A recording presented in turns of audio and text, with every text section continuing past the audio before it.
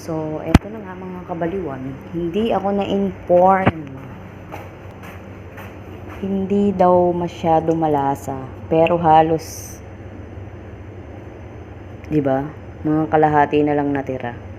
Pero hindi daw masyado malasa. Ay, nako mga kabaliwan. Ang saya-saya talaga ng amo ko. Pero nag-prepare naman ako ng food ko, syempre. Konting rice, 2 legs na adobo at salata. With matching water na merong lemon at saka cucumber. Char.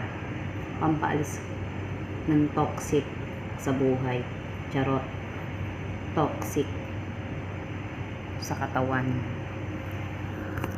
So, yun na muna kabaliwan.